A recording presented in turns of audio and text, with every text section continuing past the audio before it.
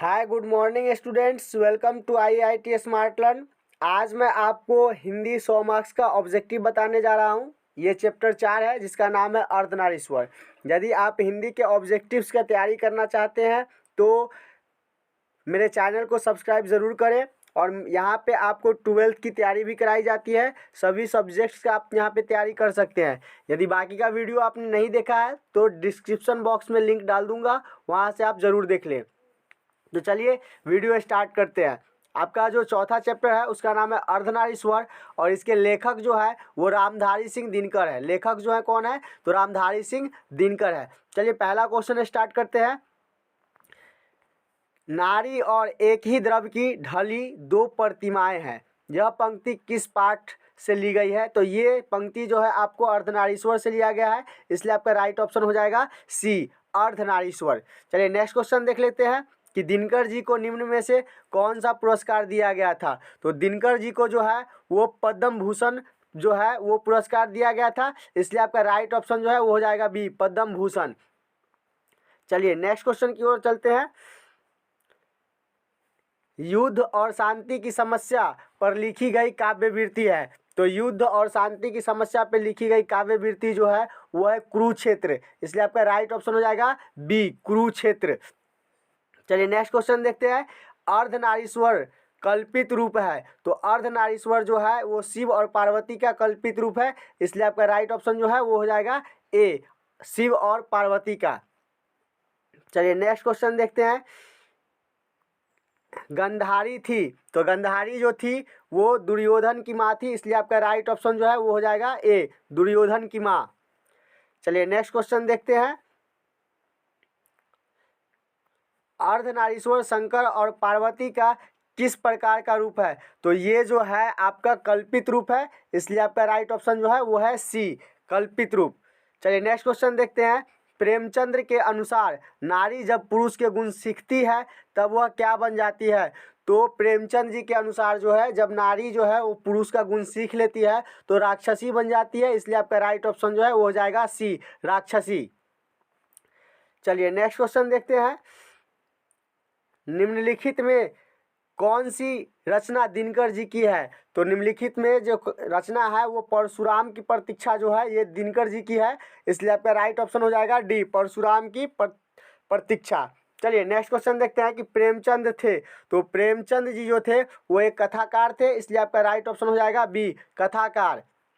चलिए next question देखते हैं। अर्धनारीश्वर पाठ के लेखक कौन है? तो अर्धनारीश्वर पाठ के लेखक जो है वो रामधारी सिंह दिनकर है, इसलिए आपका राइट ऑप्शन जो है वो हो जाएगा सी, रामधारी सिंह दिनकर। चलिए नेक्स्ट क्वेश्चन देखते हैं कि दिनकर जी के अनुसार यदि पति विचार है तो पत्नी क्या है? तो दिनकर जी के अनुसार यदि पति विचार है तो पत्नी जो है वो भावना है, इसलिए आपका राइट ऑप्शन हो जाएगा सी, भावना।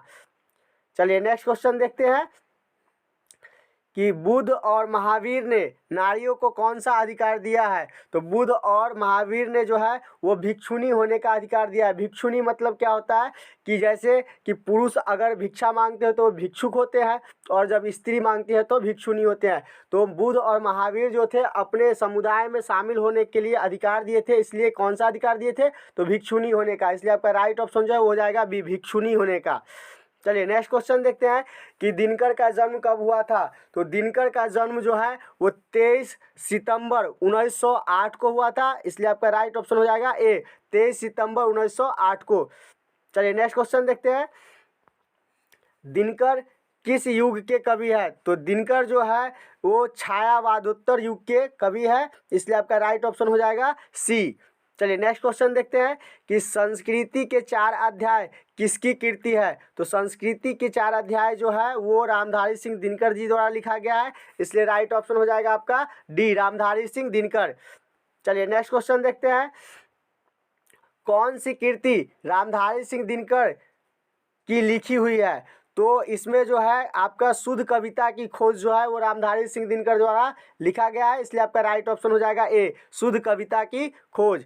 चलिए नेक्स्ट क्वेश्चन देखते हैं कि दिनकर को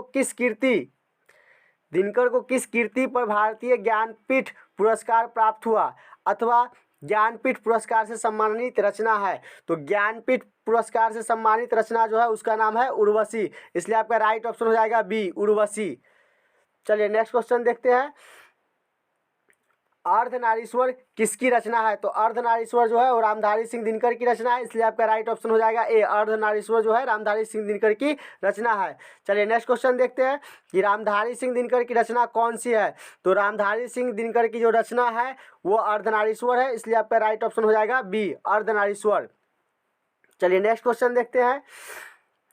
दिनकर जी का जन्म बिहार के किस जिले में हुआ था? तो दिनकर जी का जन्म जो है बिहार के बेगूसराय जिले में हुआ था, इसलिए आपका राइट ऑप्शन हो जाएगा बी, बेगूसराय। चलिए नेक्स्ट क्वेश्चन देखते हैं कि अर्धनारीश्वर में किस गुण का समन्वय है? तो अर्धनारीश्वर में जो है नारी और पुरुष दोनों के गुण का समन्वय है, इसलिए आपका राइट ऑप्शन हो जाएगा सी। चलिए नेक्स्ट क्वेश्चन देखते हैं।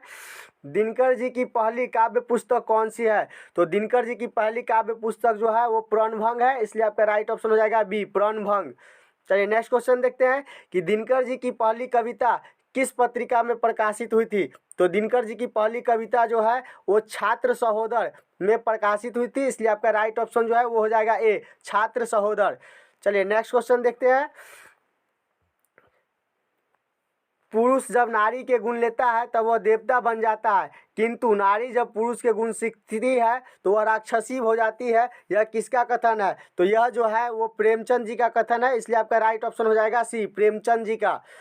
चलिए नेक्स्ट क्वेश्चन देखते हैं कि अर्धनारीश्वर का किस विद्या से संबंध है? तो अर्धनारीश्वर का जो है वो एकांकी से संबंध है, इसलिए आपका राइट ऑप्शन हो जाएगा डी, एकांकी। चलिए नेक्स्ट क्वेश्चन देख लेते हैं कि किसने अपने जीवन के अंतिम दिनों में नारीत्व की साधना की थी? तो गांधी जी जो थे वो अपने जीवन के अंतिम दिनों में नारीत्व की साधना की थी, इसलिए इन्हीं की पोती ने इनके लिए एक किताब लिखा था जिसका नाम था कि बापू मेरी माँ है। तो गांधी जी ने जब अपने अंतिम दिनों में जो है नारीत्व की साधना की थी तो इनकी पोती ने इन पर एक किताब लिखा था जिसका नाम क्या था? तो उस किताब का नाम था कि बापू मेरी माँ है। तो यहाँ पे गांधी जी ने जो है वो अंतिम दिनों में जो है नारीत्व की साधना की थी, इसलिए आपका राइट ऑप्शन हो जाएगा ए। चलिए नेक्स्ट क्वेश्चन देख लेते हैं कि निम्नलिखित में कौन सी रचना दिनकर जी की नहीं है? तो दिनकर जी की जो है वो जूठन नहीं है। जूठन जो है ओम प्रकाश वाल्मीकि के द्वारा लिखा गया है, इसलिए आपका जूठन जो है वो दिनकर जी की रचना नहीं है। इसके अलावा जो भी है उर्वशी, रश्मि रथी, कुरुक्षेत्र, ये सारा जो है वो दिनकर जी का लिखा हुआ है। तो इस तरीके से मैंने आपको जो है अर्धनारीश्वर का सारा इम्पोर्टेंट ऑब्जेक्टिव बता दिया है। यदि आपने मेरे चैनल को सब्सक्राइब नहीं किया है तो ज़रूर कर ले, क्योंकि यहाँ पे मैं आपको 12th के सारे सब्जेक्ट की तैयारी कराऊंगा। यहाँ से आप वीडियोज़ को देख के अच्छे मार्क्स ला सकते हैं, तो चैनल को सब्सक्राइब ज़रूर कर ले और सारे वीडियोज़ को आप देख सकते हैं मेरे डिस्क्रिप्शन बॉक्स में लिंक से। चलिए आज के लिए इतना ही, मिलते हैं नेक्स्ट वीडियो में।